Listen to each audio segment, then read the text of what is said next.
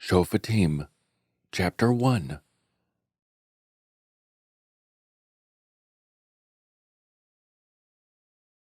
And it came to be, after the death of Yahusha, that the children of Yisharal asked Yahuah, saying, Who of us should go up first against the Canaanites to fight against them? And Yahuah said, Yehudah does go up. See, I have given the land into his hand.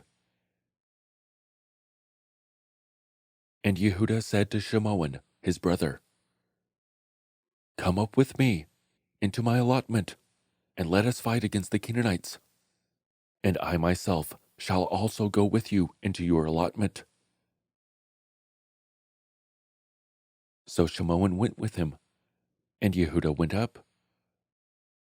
And Yehudah gave the Canaanites and the Perizzites into their hand, and they smote 10,000 men at Bezek.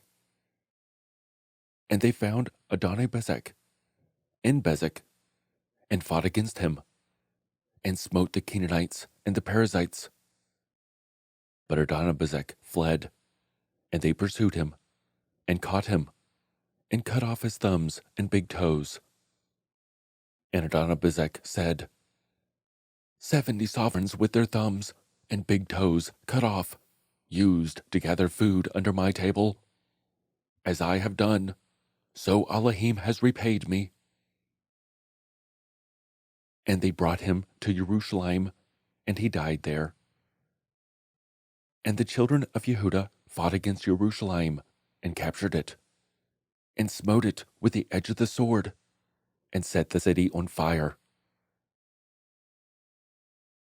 And afterward the children of Yehudah went down to fight against the Canaanites, who dwelt in the mountains, in the south, and in the low country. And Yehudah went against the Canaanites who dwelt in Kebron. Now the name of Kebron was formerly Kiriath Arba. And they smote Sheshai, and Achaman, and Talmai.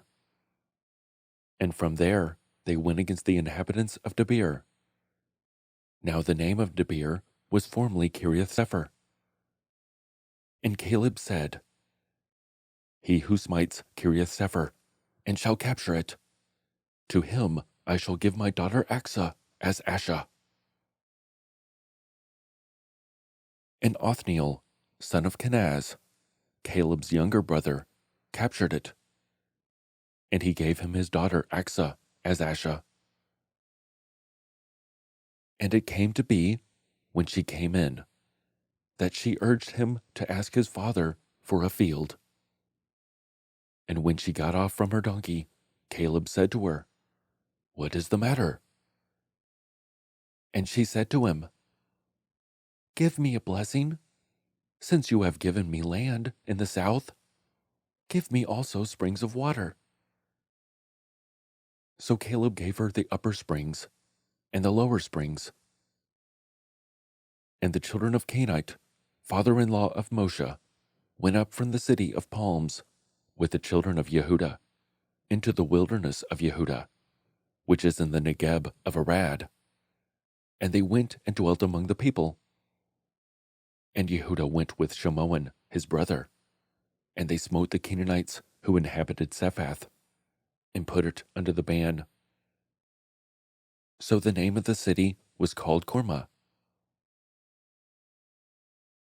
And Yehudah captured Azah and its border, Ashkelon and its border, Ekron and its border.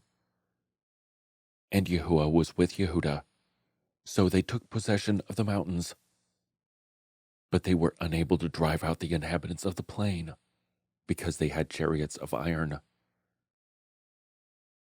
And they gave Kebron to Caleb, as Moshe had said. And he drove out from there the 3 sons of Anak. However, the children of Benjamin did not drive out the Yebusi who inhabited Jerusalem. So the Yebusi have dwelt with the children of Benjamin in Jerusalem to this yom.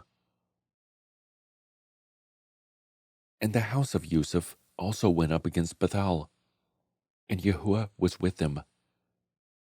And the house of Yusuf sent men to spy out Bethel.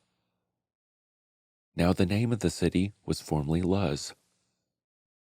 And the watchmen saw a man coming out of the city, and they said to him, "Please show us the entrance to the city, and we shall show you kindness." So he showed them the entrance to the city, and they smote the city with the edge of the sword. But the man and all his clans they let go. And the man went to the land of the Kittites and built a city, and called its name Luz, which is its name to this yom.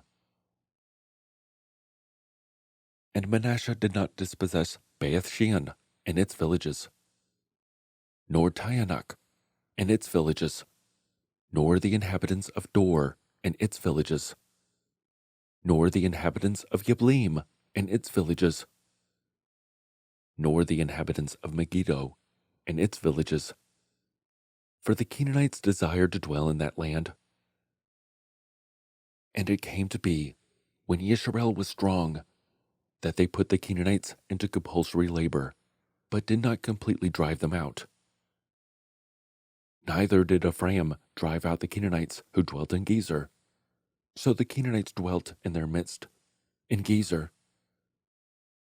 Neither did Zebulun drive out the inhabitants of Kitron, or the inhabitants of Nahalal.